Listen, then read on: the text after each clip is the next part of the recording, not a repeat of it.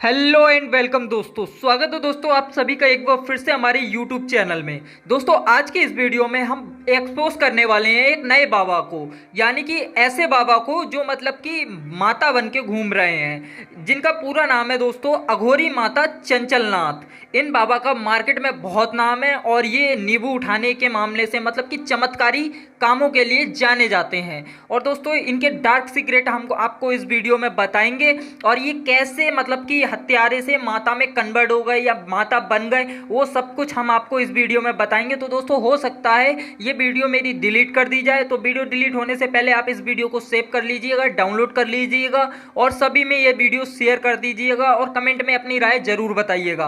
तो चलिए दोस्तों वीडियो को स्टार्ट करते हैं। तो दोस्तों इस वीडियो में मैं आपको कोई भी इनकी बायोग्राफी वगैरह कुछ भी नहीं बताने वाला हूँ, मैं इनको डायरेक्ट एक्सपोज करने वाला हूँ। इस वीडियो में मैं आपको एक एक ऐसा प्रूफ के साथ में बताऊंगा कि मैं इनको हत्यारा क्यों बोल रहा हूँ और ये मतलब कि काजल किन्नर जो है वो यही क्यों है, काजल किन्नर और चंचल माता दोनों एक ही क्यों हैं, उन सब चीज़ों के प्रूफ दूंगा आपको काफ़ी सारे। तो दोस्तों सबसे पहले बात करते हैं ये चंचल माता की। चंचल माता कौन है? चंचल माता के बारे में दोस्तों आपको यूट्यूब पे और वीडियोस में सब में पता चल जाएगा, क्योंकि ये काफ़ी वायरल और ट्रेंडिंग में चल रही बाबा हैं आज के टाइम की।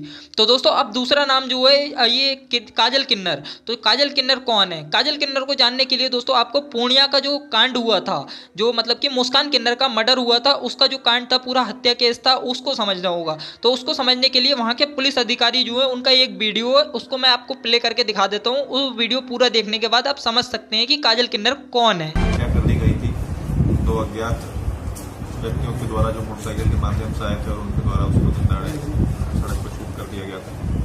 उसके बाद से किन्नरों में काफ़ी आक्रोश था इस घटना के प्रति और इस घटनाक्रम को पूर्णिया पुलिस ने पूरी तत्परता से लेते हुए इसका मात्र 72 घंटे के अंदर पूर्ण रूप से उद्भेदन किया है।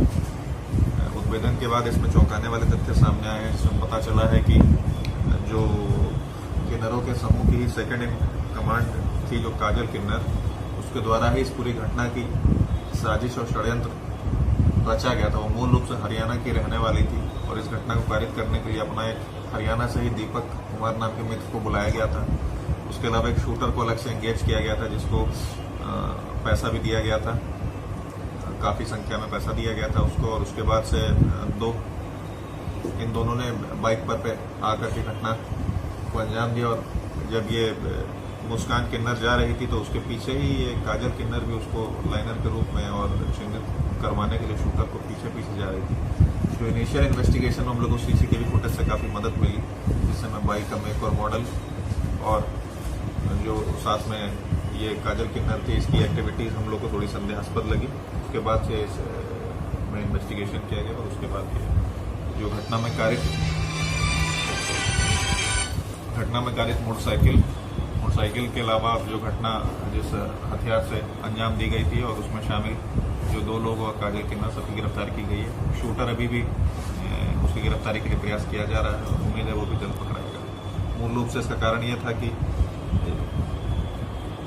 मुस्कान जो किन्नर थी उसके पास काजल किन्नर की सूचना के अनुसार 30 से 40 लाख रुपए थे और आधा किलो के आसपास सोना था। तो उस सोना और पैसे को हथियाने के लिए और उसकी जगह अपने समूह में लेने के लिए और उसके अलावा उसका आपस में कुछ इन लोग का विवाद भी हुआ था। उस विवाद को लेकर के दिन प्रतिदिन मन में इनके ईर्ष्या बढ़ती गई, जो अंततः इस बड़ी घटना को पारित करने का उन्होंने षड्यंत्र करके इस घटना को पारित किया।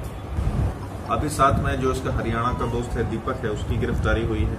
एक मिट्ठू कुमार है जो कि यहीं का रहने वाला है, उसकी गिरफ्तारी हुई है। बाकी जो काजल किन्नर है उसकी गिरफ्तारी। ये रुपया भी लेते बरामद हुई क्या? हाँ, ये 2.5 लाख रुपया इन लोग ने इन्हीं लोग के पास से रिकवरी। तो दोस्तों इन क्लिप से आप ये सब समझ गए होंगे कि ये काजल किन्नर कौन है। काजल किन्नर जो थी वो दोस्तों मुस्कान किन्नर की हत्यारा थी। अब दोस्तों हम बात करते हैं प्रूफ के साथ में कि ये काजल किन्नर और चंचल माता एक ही हैं, यानी कि ये चंचल माता जो बन के घूम रही हैं ये एक हत्यारन है और हत्या करके अभी ये दूसरा नाम लेके अपना चंचल माता बन गई हैं। इस कांड के बाद में दोस्तों ये क्लिप जहाँ तक थी, इस क्लिप के बाद में इनको जेल में कर दिया गया था। ये 2019 का कांड था। उसके बाद में ये 2 साल तक लगभग जेल में रही थी, जेल से बाहर निकली थी। उसके बाद में ये अघोरी चंचल नाथ बन गई हैं। तो दोस्तों उसकी भी एक क्लिप है। एक दूसरे साधु संत हैं हरियाणा के, उनका जब एक इंटरव्यू लिया था एक एंकर ने, तो उन्होंने ये सारी चीज़ें अपने मुंह से कबूल दी थी। उसकी भी हम एक आपको छोटी सी क्लिप दिखा देते हैं प्रूफ के तौर पे। ठीक है ना, तो हम ये नहीं चाहते, आप अपने आप ही देख लेना भाई क्या हुआ था किन्नर कांड में, क्या नहीं हुआ था। ठीक है ना, तो आगे भी हुआ, उनका नाम भी आया, सब चीज में। अभी तो उन्होंने दूसरा नाम रख लिया, आगे नाम भी आया उनका, तो कई चीज हुई आगे। वहाँ वो जेल में भी रह के आए, कई चीज हुई फिर वहाँ। जेल में भी रह के आ रही वो 3 साल पूर्णिया जेल में, बिहार जेल में। अच्छा जी, कुछ बड़ा क्राइम कर दिया था क्या? बस मैंने बोल दिया आप सोशल मीडिया पे कि पूर्णिया कांड आप यूट्यूब पे निको, पूर्णिया किन्नर कांड आप निकालोगे तो पूरी हिस्ट्री निकल आ जाएगी, उनमें किसका हाथ था किसका नहीं। हाँ तो दोस्तों आपने इस क्लिप से अंदाजा लगा ही लिया होगा देखकर कि काजल किन्नर और ये चंचल नाथ दोनों एक ही हैं।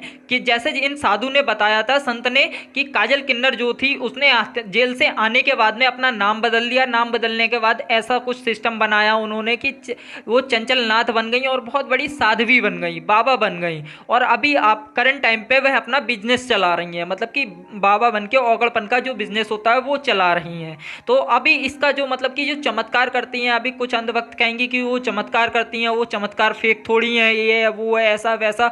तो उस पर भी दोस्तों उसके बारे में भी एक दूसरा न्यूज़ है। उसमें एक न्यूज़ एंकर है, उनने एक दूसरे हरियाणा के संत हैं उनसे पूछा था इस बारे में, तो उन्होंने बहुत ही अच्छे एग्जाम्पल में हमको इसके बारे में समझाया था। तो दोस्तों वो वीडियो क्लिप भी मैं आपको प्ले करके दिखा देता हूँ, जिसमें उनके चमत्कार के बारे में उस संत ने एक्सप्लेन किया है। चंचल नाथ जी हैं जो बंगाल से आए थे, और उनकी वीडियो भी आई थी कि विश्व के सबसे सुंदरी महाराज हैं, ये है वो है। तो उनके बारे में आपका क्या कहना? उन्होंने नींबू भी उठाया था हाथ से, बोला जादू से, बोला नींबू उठा दिया, 2 हड्डी लेके हाथ में चंचल नाथ जी ने। इसके बारे में आपका क्या कहना? वास्तविकता है, ये सिर्फ जादू है, मनोरंजन का कृत्य है, और इससे अधिक ये कुछ नहीं है। ये सब मतलब जो ये निकालना हाथ में, ले भाई ले जा काजू, ले लड्डू जादू से, ये मतलब अंधविश्वास है, हाथ की सफाई है, कोई है ऐसी ताकत शक्ति की लड्डू ले आती हाथ में?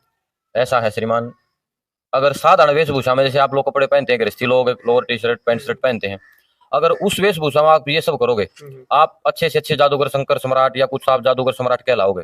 यही काम अगर ये सनातन धर्म की वेशभूषा, कानों में कुंडल या पगड़ी या ऐसे कपड़े पहनकर अगर कोई वैसी व्यक्ति करता है, उसको लोग बहुत बड़ा संत मानने लग जाते हैं। मतलब जादू है, लेकिन लोगों को ये भ्रमित कर रहे हैं कि भाई देखो हमारे पास इतनी शक्तियां चमत्कार है, हम ये कर देते हैं वो कर देते हैं, और लोग जुड़ जाते हैं। और फिर उनसे वो चीज हो नहीं पाती जो लोगों की इच्छाएं हैं, जैसे कि भाई मुझे गुरुजी वो जाते हैं, भगत जी मुझे तो ये चीज चाहिए वो चीज चाहिए, वो दे नहीं सकते, तो फिर क्या होगा? बदनामी शुरू होगी। देखा कुछ नहीं होती शक्तियां कुछ। क्या वो जादू मंत्र है या शक्ति है चंचलनाथ के पास? आप उन चीजों को क्या नाम दोगे? सिर्फ हाथ की सफाई है, मंत्र शक्ति तो है ही है, लेकिन उसको अगर अच्छे रूप में प्रयोग करते हैं तो वो समाज के कल्याण के लिए हमारे ऋषि मुनियों की एक बहुत सुंदर खोज है। और हम उसको अपने लिए, ताकि हम उसको दिखाएंगे, लोग हमारे पास आएंगे, हमारे पास आर्थिक सहयोग हो जाएगा, हम आर्थिक रूप से मजबूत हो जाएंगे, मठ मंदिर गाड़ी घोड़ा ले लेंगे या कुछ और बना लेंगे, वो गलत चीज। मंत्रों में तो शक्ति है ही है, मंत्र चिकित्सा मंत्र शक्ति वास्तविकता है, इसमें मैं मना नहीं कर रहा, लेकिन उसका उपयोग हम कहाँ कर रहे हैं मायने रखती है ये बात।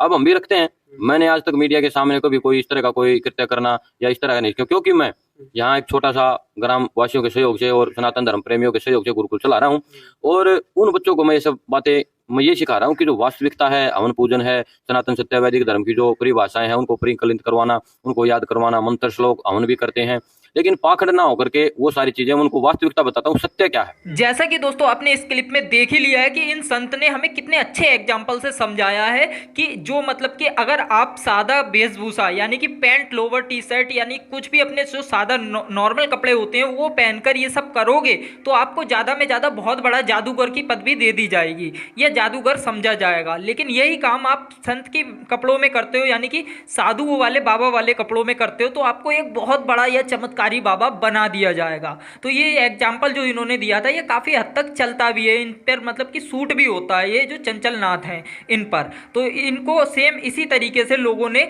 चमत्कारी बाबा की पदवी दे रखी है। तो जो नींबू उठाने वाला सिस्टम है ये दोस्तों बहुत से जो भगत वगैरह होते हैं वो लोग कर लेते हैं। तो दोस्तों इसकी मैं एक दो क्लिप और हैं वो भी आपको दिखा देता हूँ दोस्तों। जैसे कि एक यूट्यूब चैनल से ही मेरे को एक ये वीडियो मिली है जिसमें एक गाँव के भक्त हैं वो भी नींबू उठा लेते हैं। आप इनको भी चमत्कारी बाबा बना सकते हो क्या?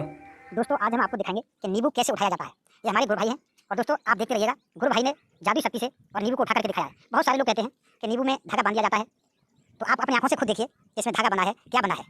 ये सामने आप देख रहे होंगे, एक कागज पर कुछ पैसे रखे हुए हैं। ये उस शक्ति का भोग होता है जिसको दिया जाता है, और इसकी शक्ति से ही और ये नींबू उठा करके दिखाया जाता है। दोस्तों आप देखते रहिएगा, ये गुरु भाई कैसे नींबू को उठाते हैं।